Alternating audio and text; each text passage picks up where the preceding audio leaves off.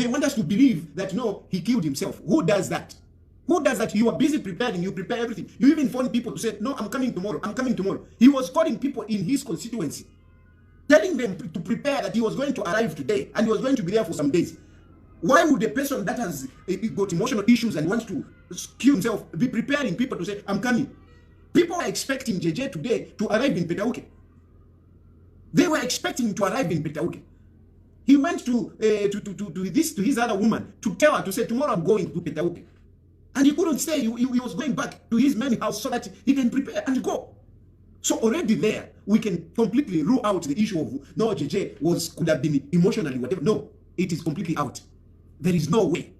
So, which brings me to this note, this fake note, that the police want to amplify. That, sorry Zambians, I am sorry Zambians. What? They are trying to insinuate that he wrote that note, a suicide note. They want to put it like, that is a suicide note. But no, he had no intention of suicide. He had the intention to go to his constituency. That is the intention that he had, nothing else. His intention was to go to Petauke, not to kill himself. No, those intentions were not there. They are not there. But look at the police. Look at the police. I knew that the police are going to expose themselves. I knew that the police are going to expose themselves. If you read that statement, the police are very casual in writing that statement, almost reaching a conclusion. The police, that statement is trying to lead us somewhere. They are trying to lure us to believe that JJ killed himself. Clearly. They want to lure us. They want us to look at it. Imwe, when did you hear the police disclosing details like the way they have done by JJ? And when they are investigating a case, when did you hear them revealing such details? They are telling a story in that statement. They are telling a story of how it all started and how it ended. They have reached a conclusion. They have reached a conclusion in that statement. Read it. They have started the story. No, he moved like this, he moved like this. What is this?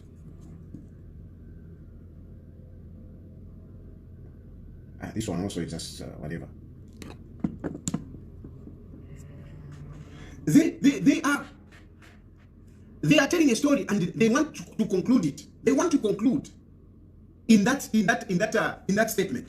He moved like this, and then he left this note. Then the phones were there. The car was whatever, was still running. It is very, very, very fishy. Everything was planned. You can clearly see that everything was planned.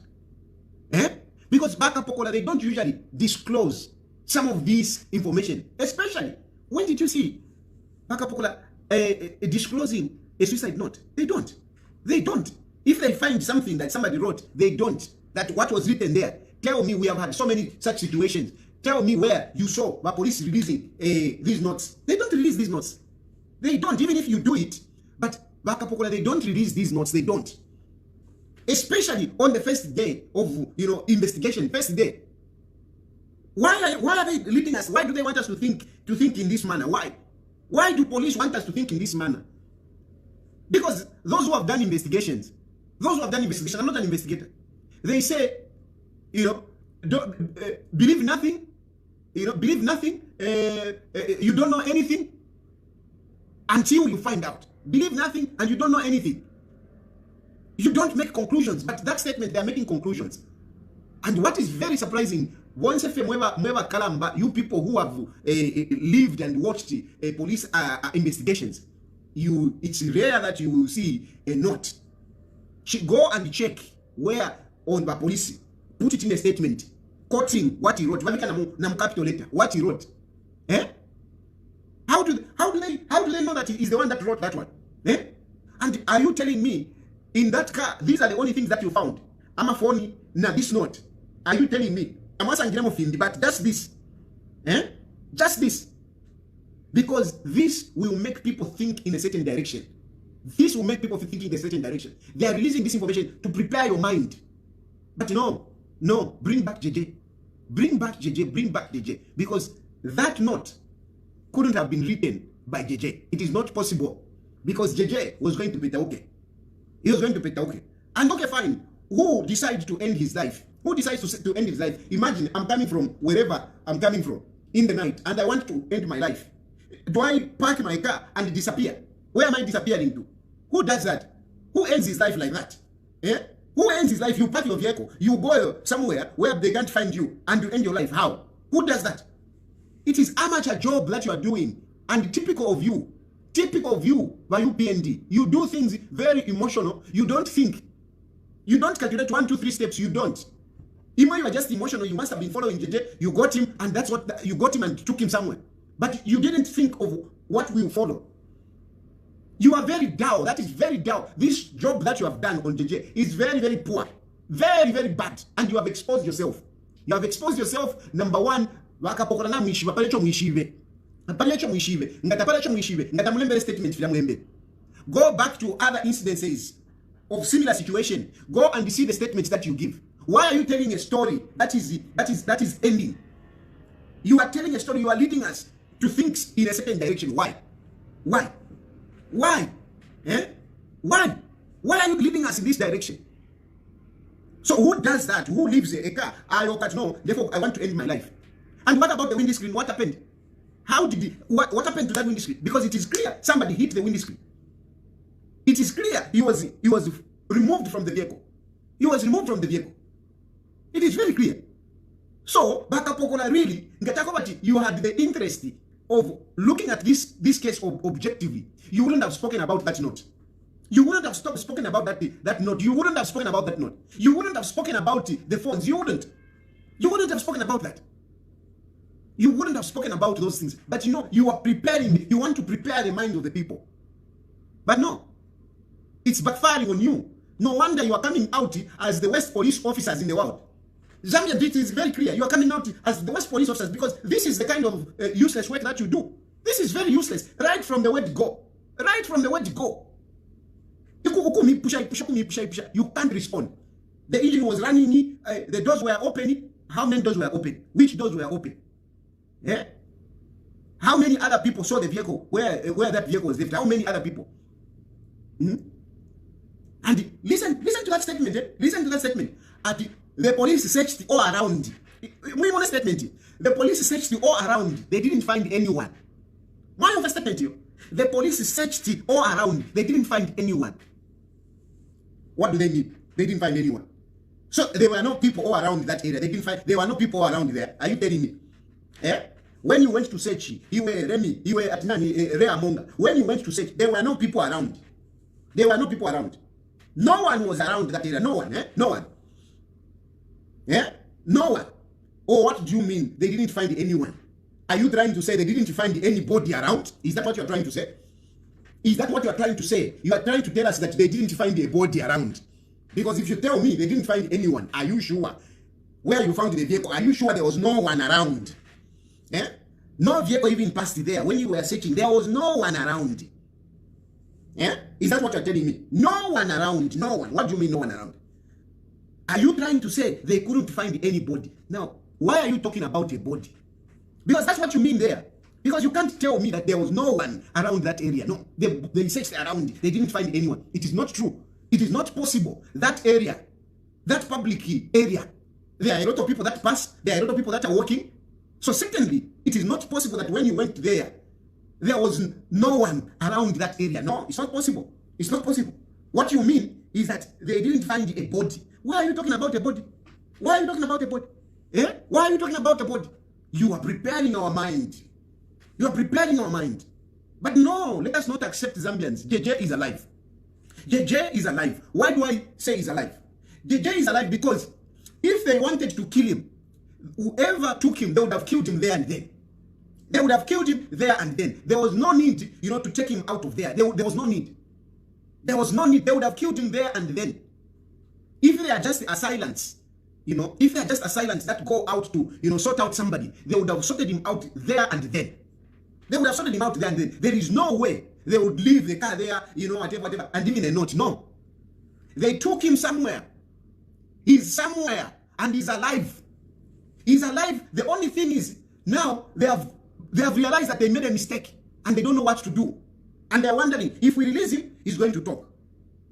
If we sort him out, there are people that are making noise. So they don't know what to do. But I'm telling you, you are better off releasing him for him to go and talk whatever it is. But slaying him, I'm telling you, you will not contain the hunger of the people. You will not contain the hunger of the people. This will be the end of UPND. This will be the end, I can assure you. This will be the end, because not even those who don't like JJ, the moment they will realize that JJ's life is no more, JJ is no more, the moment they realize that, it is going to be very emotional for a lot of people.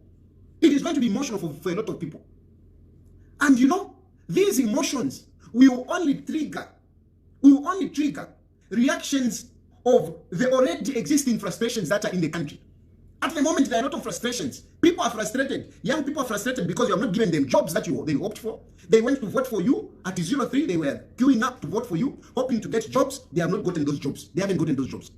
Business people, whatever, hoping that their businesses will go up. Their businesses have gone down. Those who are working, who are getting little monies, civil servants, they went to vote early in the morning because they were hoping they'll start getting paid more. Because Hakainde Hichilema promised that he was going to increase salaries for civil servants 1,500 across board. He said it. And of course, when you increase 1,500 with the civil servants, even the private sector increases. They do the same. It has not come. They hoped they are going to be liberated from their debts. A lot of people are choked with debt. And they were looking forward to UPND coming into power so that they can be free of their debts. Those debts have just increased, and a lot of people are still in problems. And as we are talking about all this, the business community, the businesses have closed down. As we are talking about all this, you have made the lives of Zambians unbearable. Life is beyond reach. No one can really claim that they are making it. Nabamdala GBM is also struggling. Because life has become so difficult. Things are very expensive. Look at Milimil. Look at the price of Milimil. Unga 400 kwacha. Fuel, look at fuel. Look at mtengo wa fertilizer. Look at mtengo wa sugar. Look at mtengo wa cooking oil. Everything has become unbearable. It is beyond the means of many people. A lot of people are frustrated, including your UPND, including those people that voted for UPND. They are frustrated. And because of that, there is already this. Anyone, any political scientist, any sociologist will tell you it is not a time to agitate the emotions of people. Under these circumstances, you don't agitate the emotions of the people, because it can erupt into a volcano. And that's what you are risking with what you have done to JJ. That's what you are risking. The moment people will realize to say JJ is no more, I'm telling you, the wailing will not just be in one house of JJ Banda. No, it will not be. It will not just be in Petauke. It will not just be in Silverest. It will not just be in Lusaka. It will not just be in Petauke. It will be throughout the country. And you have to know, JJ is one of those people who is known. He's a public figure, a real public figure. He's known everywhere. Whether they like him or they don't like him, but they know him. And by the fact that people know him, whether they like him or they don't like him, hearing that this guy has lost a life in this manner, I'm not inciting people. I am telling you what is before you, what is going to befall on you. That's what I'm telling you. I am advising you to say, release the guy. Release the guy. You are better off releasing him, and he can come out and we will talk, you'll be alive. At least. But seeing him there lifeless, everyone is going to converge, is going to be overwhelmed with emotions. If you release him, he will come and talk, and we will be talking. It will be a debate. There will be people that will defend you. The police will not do anything. But when he comes out lifeless, who is going to talk? Even Wakapokola, you think they will throw the tear gas that they were throwing today? You think Wakapokola, they will throw those tear gas that they were throwing today? They will not be able to throw them. This one is going to mess you up in the ATM, wherever you are. Listen to me. Just listen to me. Ignore the negative emotions that you have about Tayali, but listen to the voice of reason. This is a voice of reason that I'm giving you. I am preventing the country from going into smoke. I am preventing that country from going into smoke. I am protecting your presidency and your legacy. You are already a failure. Don't add this. You are already a failure. You are already not liked. Don't add this one. Let the guy walk. Dump him somewhere. Leave him. Let him walk. Leave him. Leave him. No matter, I know you have beaten him because you want to squeeze information. I know you have beaten him, you want to get information out of him. But leave him. Leave him. It's okay. If he comes out alive, we'll talk, it will end. But seeing him without life, hey, I want him.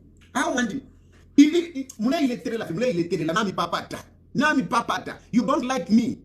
But what I'm telling you is reason. Leave the guy to walk. You didn't kill him. You didn't kill him yesterday. You didn't. You have not killed him. He's there. Let him go. Let him go. Let JJ go. And you can't say, whatever. It is on you. It is clearly on you. We can see it. It is clearly on you. That is why you are getting even compromised statements coming from the police. You know. They know what happened. It is you. This is how you operate. And you people have been telling you. I have said it before I said it. That these people are desperate. We will start getting lost. We will start disappearing.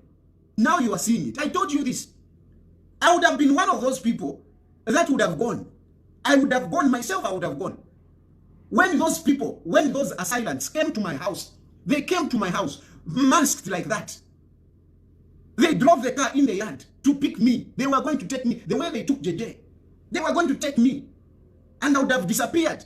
And I would have been no more. But some fools were suddenly saying, no, it is not true. It is not true. Yes. The same example of what happened to me because I was alive. There were people that started defending, that started saying, no, whatever, it was organized by whatever, because I was alive. So the debate was there and, it ended. Though the intention was so bad, I would have gone. But the situation did not escalate into something else because I was alive. I'm alive. But if I was taken and the following day, people would have seen me lying lifeless, it would have been something else. So I'm giving you an example of the better side of why it is better to let a person alive. Because when you leave him alive, at least, even if they will talk and whatever, he's alive. But when he's lifeless, it becomes something else. Remember what happened Pali Tutwangulube. We had to use wisdom. You always think that I'm diabolic. I'm not diabolic. I prevented a situation getting out of hand. Pali Tutwangulube. You go back and check what I was saying. I was one of those people that came up and said, no, JJ has not been, slain by the state. I defended the state. But because I'm responsible. If I wanted, but you saw what happened in Kabwe. I want you to remember this. You saw what happened in Kabwe. You saw what happened countrywide. The day we were burying Tutwangulube, and Tutwangulube lost his life in a hospital. It was not under these circumstances. Now imagine these circumstances. You think you will contain it? You will not contain it. Just release the guy. Today, I'm telling you, you came to me, you wanted to sort me out. But by the fact that I survived, the situation was different. You also tried when you took me to Rukuru. You tried. A number of times you have tried. But because I am alive, there are some people that doubt. No. Some of them, they think that, no, I'm just a dramatist. I'm just dramatizing. But the threat on my life has been real. But because I'm alive, it is it's subject to debate. So you are better off leaving this guy.